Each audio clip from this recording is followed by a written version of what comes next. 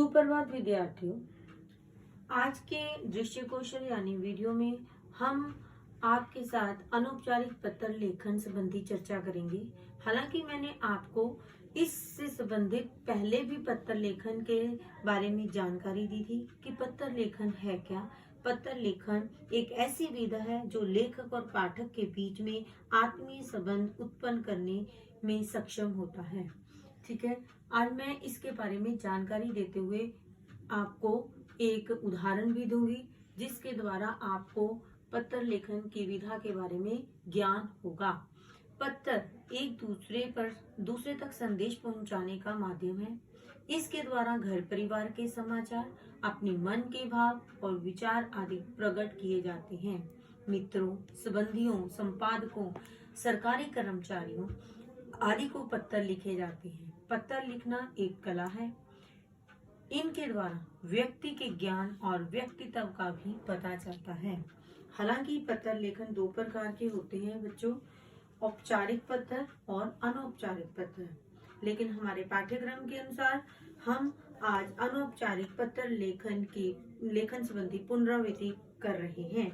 ठीक है, इस अनौपचारिक पत्र लेखन के लिए किन किन बातों पर ध्यान देना चाहिए ये मैंने पहले भी बताया था। आज भी इसकी पुनरावृत्ति हम कर रहे हैं। यानी कि सबसे पहले बाईं ओर पत्र लिखने वाले का पता लिखा जाता है। उसके बाद इसके नीचे दिनांक लिखा जाता है। इनके नीचे बिल्कुल जिसे पत्र लिखते हैं उसे संबोधित किया जाता है और उसके बाद इसमें अभिवादन भी किया जाता है, जिसमें हम उनको प्रणाम या फिर चरण स्पर्श, नमस्कार, सदा सुखी रहो, प्रसन्न रहो आदि का प्रयोग करते हैं। उसके बाद पत्र के पहले अनुच्छेद में शिष्टाचार जैसे वाक्य, आप कैसे हैं, यहाँ पर सब कुशल पूर्वक है, इन सब के बारे में लिखा जाता है। फिर इसके बाईं ओर ही पत्र को थोड़ा सा उसके आसपास के बच्चों सदस्यों के बारे में चर्चा की जाती है। फिर अंत में इसके नीचे मतलब तुम्हारा मित्र, तुम्हारी बहन या आपकी सखी जो भी ये लिखा जाता है और लिखने वाले का नाम या क। ये तो थी अनौपचारिक पत्र लिखने के लिए किन किन बिंदुओं का हमें ध्यान देना होता है। अब मैंने आपको यहाँ पर पत्र लेखन का एक प्रारूप दिखाया है। जो अभी मैंने आपको वाक्य बोले उसको ध्यान से देखिए। सबसे पहले पत्र लिखने वाले का पता, ठीक है, उसके बाद दिनांक, ठीक है, उसके बाद दिनांक जिस दिन आप पत्र लिख रहे हो, उसके बाद किसको लिख रहे हैं हम, हैं संबोधन जिसे बोलते हैं। फिर चतुर्थ पर अभिवादन। मैंने अभी आपको बताया कि किन किन बिंदुओं पर ध्यान देना पड़ता है कि उसमें हम चरण स्पर्श, छोटे बड़े इस तरीके से हम अभिवादन लिख करते हैं।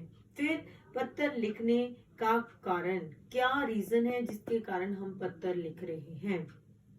ठीक, उसके बाद इसका समापन भी, मतलब अंत में आपने अगर छोटों को लिखा है तो घर में आंटी, अंकल, मम्मी, पापा उनको नमस्कार कहना, ये सब चीजों पर ध्यान देना चाहिए। फिर पत्र पाने वाले के संबंध में नमस्कार करना और फिर अंत में आप इसके साइज में अपना नाम का भी प्रयोग कर सकते हैं। मैं आपको पहले भी अपने वीडियो में मैंने समझाया था कि अगर आपको कोई भी पत्र लेखन आया अनौपचारिक, अगर उसमें वहां पर पता दिया गया है या फिर वहां पर उस व्यक्ति का नाम लिखा है तो आपने उसी को फॉलो करना है। अदरवाइज आप उसकी जगह पर परीक्षा भवन डैश डैश केंद्र डैश डैश शहर और दिनांक आदि का प्रयोग कर सकते हो। ठीक है बच्चों जी, इसलिए ये मैं आपको स्पेशल बता रही हूँ। ये सीबीएसई का स्पेशल नोट है कि परीक्षा की दृष्टि से अपना नाम पता लिखने के स्थान पर आप परीक्षा भवन डैश डैश केंद्र डैश डैश शहर और अंत में आपका नाम क ख ग लिखना ही उचित होगा। अगर आपको प्रश्न पत्र में कोई पता या कोई नाम नहीं लिखा होगा। ठीक है बच्चों, ये तो मैंने आपको मतलब पत्र को लिखने का प्रारूप बताया। अब मैं आपको एक उदाहरण के तौर पर एक पत्र, अनौपचारिक पत्र के बारे में बता रही हूँ। वो पत्र क्या है कि साथ पढ़ने वाला चचेरा भाई परीक्षा में उत्तीर्ण नहीं हो सका। उत्तीर्ण, आधे बच्चे इस बात को, पहले तो आपको जो प्रश्न पत्र आया है उसका मतलब पता होना चाहिए, ठीक है। जब आपको उसका पता ही नहीं, मतलब उसको आप समझ ही नहीं पाए, तब तक आप उसको अच्छे ढंग से नहीं लिख सकते। यानी कि आपको ये पत्र आया कि साथ पढ़ने वाला, कि आपके साथ पढ़ने वाला आपका चाचा ही का चचेरा भाई, यानी कजन जिसे बोलते हैं, वो परीक्षा में उत्तीर्ण नहीं हो पाया। उत्तीर्ण मतलब वो पास नहीं हो पाया। चचेरे भाई को परिश्रम के लिए प्रेरित करते हुए एक सुझाव देते हुए पत्र लिखें, ठीक है। ये तो थी आपको प्रश्न पत्र में एक पत्र आया। तो सबसे पहले मैंने यहाँ पर एड्रेस अपनी तरफ से लिखा, और उसके बाद आप इसमें, अगर यहाँ पर एड्रेस नहीं, पता नहीं लिखा हुआ था, तो आप यहाँ पर परीक्षा भवन डैश डैश शहर डैश डैश केंद्र भी लिख सकते हैं। लेकिन यहाँ पर आप कोई भी, अगर आपको जिसके मतलब वर्तनी, जो भी आप शब्द लिखना चाहते हो, उस वो वर्तनी आपकी सही होनी चाहिए, ठीक है। यहाँ पर जैसे कि अ ब स, ठीक है। नई दिल्ली, नई दिल्ली लिखने हैं तो आप लिखिए, नहीं लिखना तो आप वहां पर डैश डैश केंद्र भी लिख सकते हो, या डैश डैश शहर भी लिख सकते हो। दिनांक, आज दिनांक है 6 जून 2020, ठीक है। हम किसे पत्र लिख रहे हैं, क्योंकि हमारा चचेरा भाई है, ठीक है। फिर लिखा है, आप अपने भाई का नाम कुछ भी लिख सकते हो। मैं यहाँ पर प्रिय भाई सतीश यही लिखा है स्नेही, ठीक है। उसके बाद कल चाचा जी से फोन पर बात करते समय पता चला कि तुम वार्षिक परीक्षा में उत्तीर्ण नहीं हो पाए हो।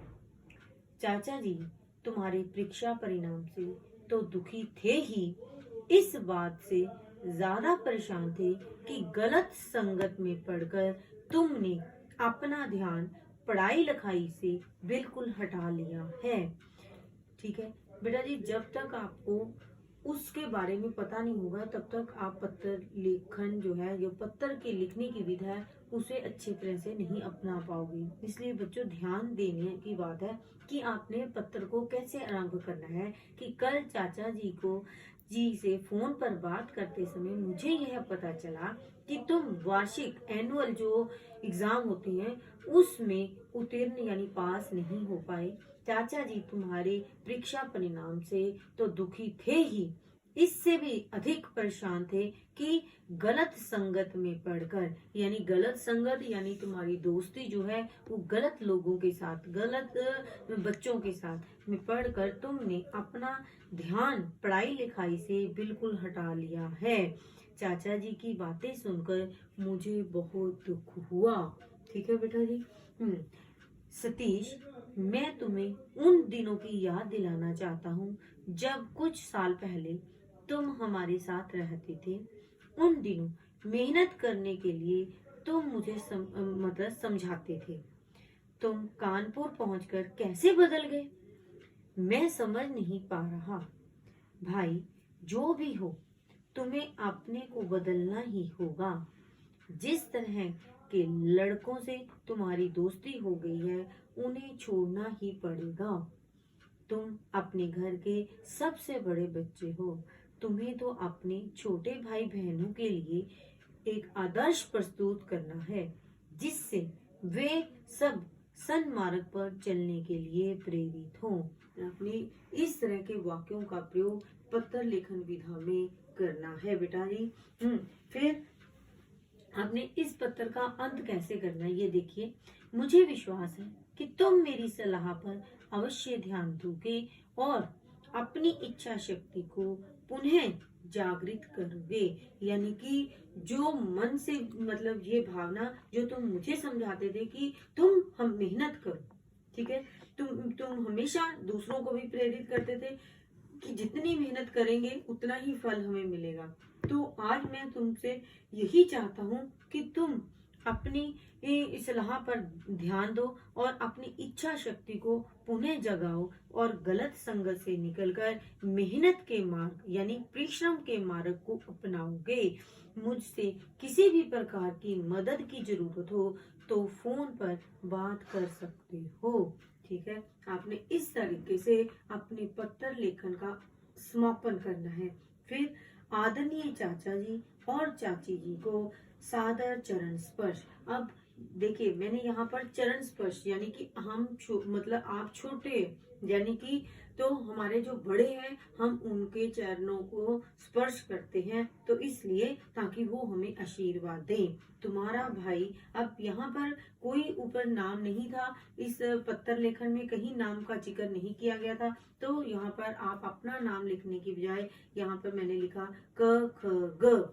ठीक है बेटा जी, ये तो आज के इस दृश्य कौशल यानी वीडियो में मैंने आपको अनौपचारिक पत्र लेखन के बारे की दोहराई करवाई है और इसी से संबंधित मैं आपको असाइनमेंट भी दूंगी। आप उसे अपनी उत्तर पुस्तिका में हल करने का प्रयास करें।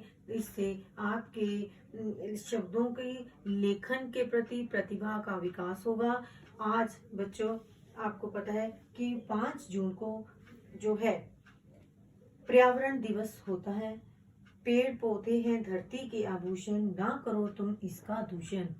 यानी कि स्वच्छ पर्यावरण है जीवन का आधार, दूषित करके ना करो इस पर प्रहार। इस प्रकार अपने घर में रहिए, सुरक्षित रहिए। धन्यवाद।